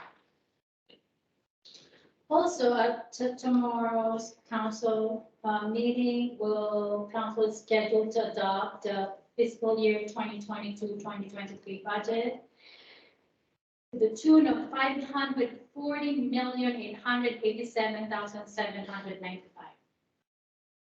So 23% is general fund, so that's $121.5 million. special revenue funds made 28 million, sorry, 20%. That's 152.8 million. Debt service funds at 17.5 million, that's 3%. Capital project funds at 49.1 million, that's 9%. And enterprise funds at 199.9 million at 37%. Also, there's a first read on proposed primary tax levy for at 7.1 million.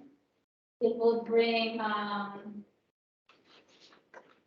it will involve new construction revenue totals 90,600 and assessed value increased 3.4% on average. And actually, the proposed tax rate, here it is. And it's all in online right now. So the proposed levy is at 0.6954, which is similar to a flat levy of 0.6954.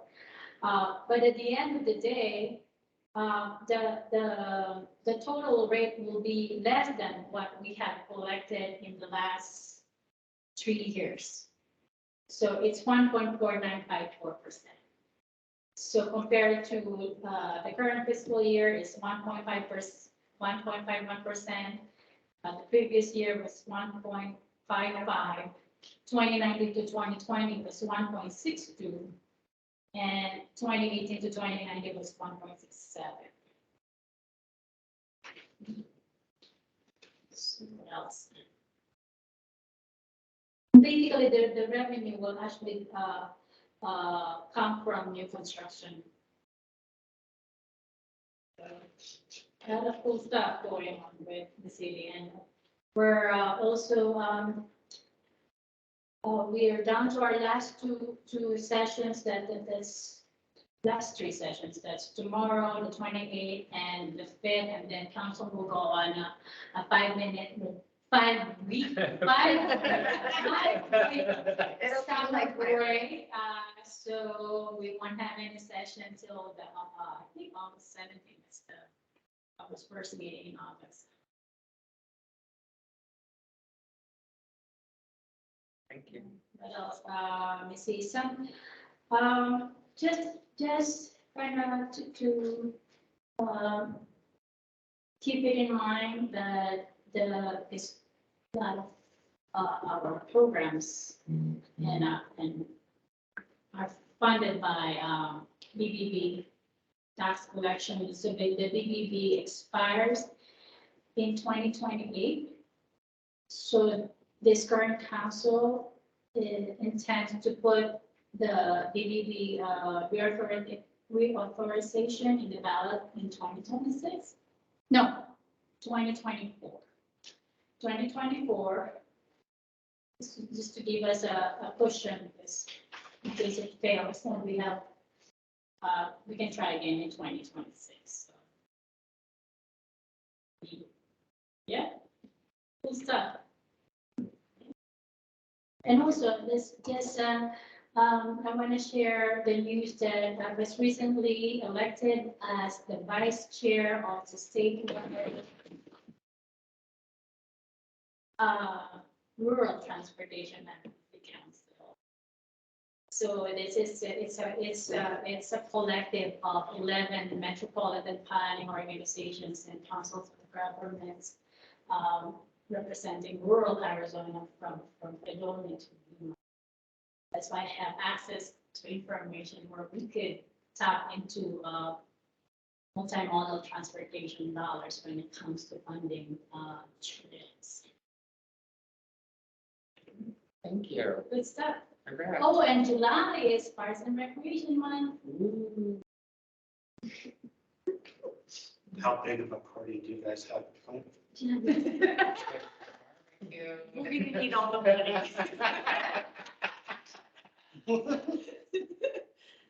Actually, yes, the entire pros team is packaging what that calendar looks like, and we'll have that posted, yes. So yes, some fun events coming up.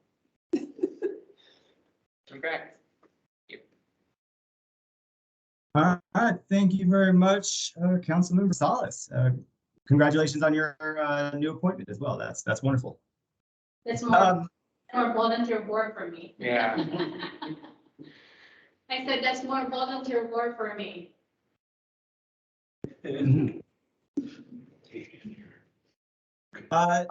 Was there anything in the report sent to us as part of the agenda packet that anybody wanted to call out to discuss from the highlights of the pros? As always, you guys are doing a great job. County and city are supposed to partner on a concert in the park, but I don't know if that's going to be able to happen with Peaksview closed through the end of the month to help with the fire out there. So we're trying to scramble for a new plan. But I did see that in that monthly highlights, and so yeah, I'm really excited about that too, and hopefully we can make it happen, even if we just move it to July. But that was also something, by the way, that the Friends of Covina County Parks helped make happen. So another plug for the Friends. Yes, sir. I can't see very well. Commissioner Martin. Thank you, Commissioner Martin. There's been a question at last month's meeting, but for it to be in the memo about totals for Aquaplex. Right, Aquaplex membership. Yes, I neglected to get that done. I can wait till next month, but I don't need it right now, but I'm Yes. still looking.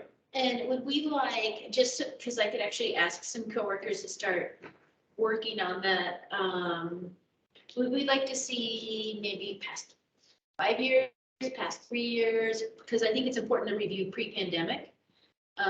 What would the commission like to see on that? I don't think it's that extraneous of a report to gather. You can ask what the purpose of it is, like. Just to really, because because Aquaplex really does bring in the most amount of revenue return, because of the memberships here, to go to the gym, to do everything that's here. Yeah. So it's just kind of to see how are we doing over time with those numbers, so that way we can compare between 2019 until now, and also to know in the future, the commission knows in the next recession, how are we doing? Because that is our big portion of our return on investment. Should we start 2019? Not too much. I don't think so. I have no idea. Just once a quarter. It doesn't need to be there every month. Right. Yes, yeah.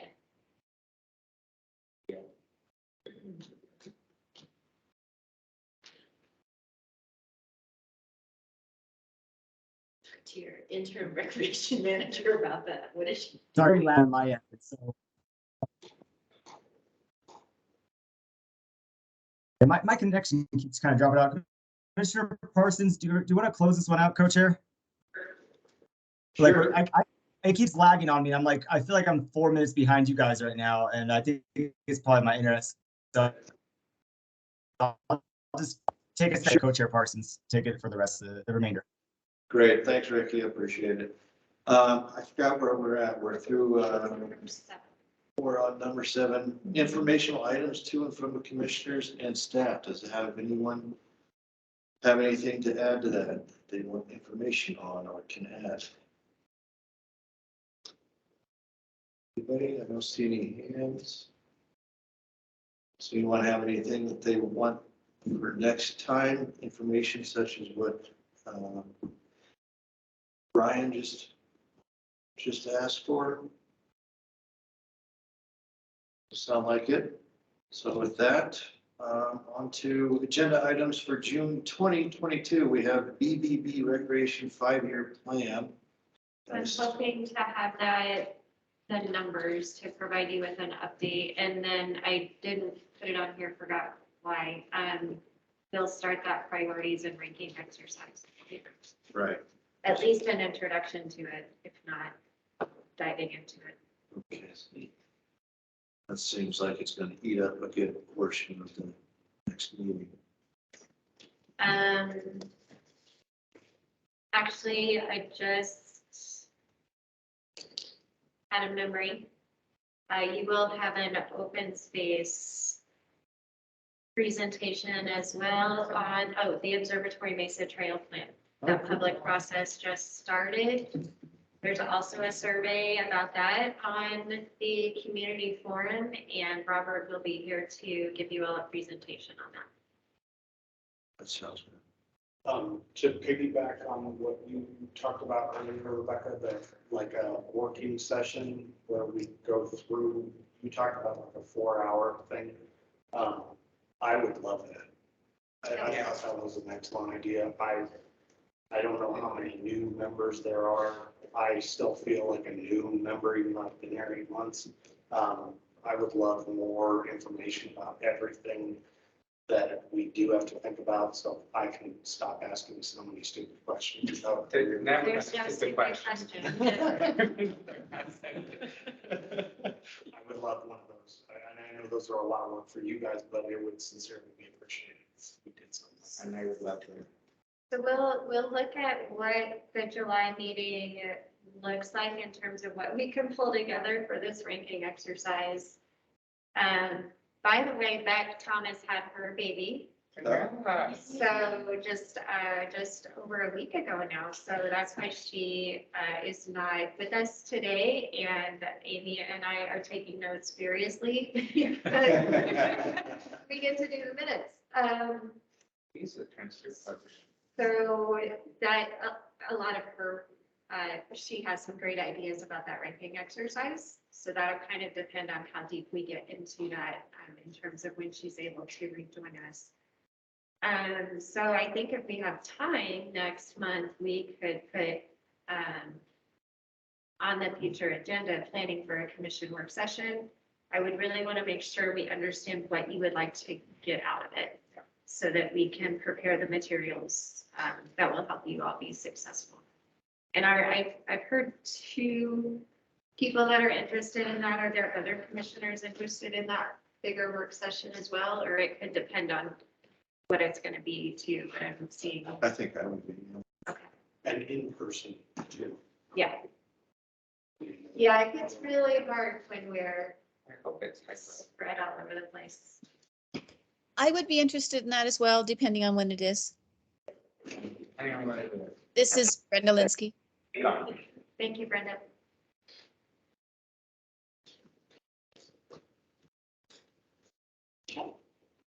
Okay, anything else in regards to the agenda items? No? Doesn't look like it. Going once, going twice. So with that, we will call it adjournment. Thank you, everybody, for your Thanks, time today. Thank you. Everybody, thank you. Thank you. Have a great day.